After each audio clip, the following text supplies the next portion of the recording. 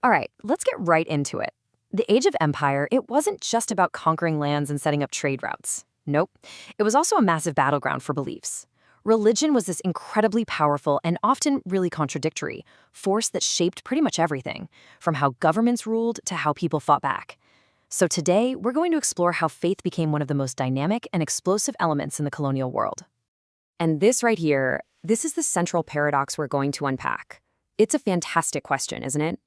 How can the very same religion be used by an empire to control people, to dominate them, and at the exact same time be used by those very people as their most powerful weapon for resistance and for keeping their culture alive? That's the core tension we're digging into. So, to get our heads around this, there's a key concept we need: religious mobility. Basically, this is just the movement of all things religious, people, ideas, sacred texts, across borders. But, and this is the crucial part, this movement was almost never random. It was actively managed by colonial powers to serve their own goals. It was the engine that drove both the control and the resistance. Okay, so let's tackle the first side of this paradox: religion as a tool of empire. We're going to look at how colonial powers systematically used faith as a fundamental piece of their strategy for governance and expansion. And believe me, this wasn't some accident or byproduct of their rule. It was a deliberate, calculated plan. Colonial administrators really had a clear playbook.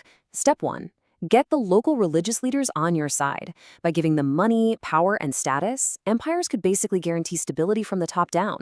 Step 2 was to use missionaries as a kind of cultural and ideological arm of the empire. They'd set up schools and hospitals that, while providing services, also pushed European culture and created a local class of people loyal to the colonizers. And step 3, well, it's the classic divide and conquer. Empires would find existing religious differences and amplify them, turning what might have been fluid identities into hard political lines to keep people from uniting against them. Now, it wasn't a one-size-fits-all approach. Different empires had different styles. Take the British, they were often really pragmatic, preferring what's called indirect rule. So in places like Nigeria or India, they just worked through the existing religious authorities to keep things running smoothly. The French, on the other hand, were often much more direct. They were all about cultural assimilation. So in Algeria, they might integrate Islamic courts into their system, sure, but the end goal was always to make everyone a little more, well, French. And this quote just gets to the heart of the whole thing, doesn't it?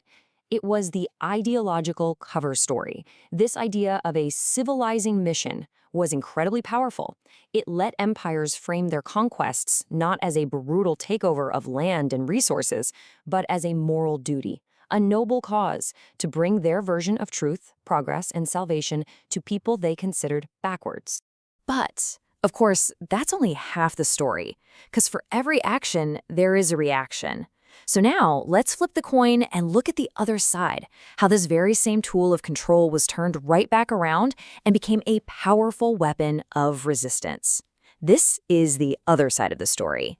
And resistance took all kinds of forms. Sometimes it was all-out war, like the modest revolt in Sudan, which was an explicitly religious movement against foreign rule. Other times it was much quieter, happening through independent scholarly networks like the Sufi orders, which kept local knowledge and traditions alive completely outside of colonial control. It could be a cultural revival, like we saw with Buddhist reform in Sri Lanka, pushing back against Christian missionaries.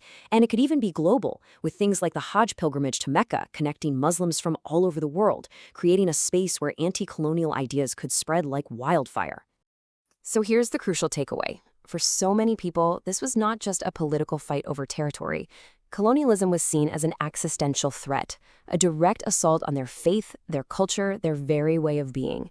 And framing the struggle that way, well, it transformed the fight for freedom into something sacred, a holy duty, which gave these movements incredible power and resilience. So what happens when this unstoppable force of imperial religion smashes into the immovable object of local resistance? Well, you don't just get a winner and a loser. Instead, you get something totally new and fascinating: the birth of new hybrid faiths. I mean, think about it. On one side, you've got indigenous beliefs, deeply connected to the land, to ancestors, to local spirits and rituals. And on the other, you have these imposed colonial religions, usually monotheistic, centered on a single holy book with a whole new cast of saints and prophets. When these two systems were forced into the same space, they didn't just ignore each other. They mixed, they mingled, they blended. And there's a word for this blending: syncretism. This is the moment where it stops being about just pure domination and starts being about cultural creation. It's the process where people take bits and pieces from different traditions and weave them together to forge something new, something that speaks directly to their own unique experience. And you see this everywhere. In Mexico, the image of Our Lady of Guadalupe is infused with symbolism from the Aztec mother goddess, Tonantzin. Across Africa, incredible independent churches sprang up that combined Christian beliefs with indigenous traditions of healing and prophecy. In Haiti, you have Voodoo, which beautifully blends West African spirits with Catholic saints. And in Indonesia, Javanese Islam absorbed centuries of pre-Islamic Hindu and Buddhist ideas. These aren't copies of anything. They are brilliant, creative adaptations. And this brings us to the legacy of it all. Because these dynamics, they didn't just vanish when the colonies gained independence. Not at all. They cast a long, long shadow, a lingering ghost that continues to shape religious identity and religious conflict in our world right now. Seriously, you can draw a straight line from specific colonial policies to major modern conflicts. The way the British categorized Hindus and Muslims in India directly fueled the horrific violence of the 1947 partition. The French policy of building sectarian power structures into the government of Lebanon, it laid the groundwork for its brutal civil war.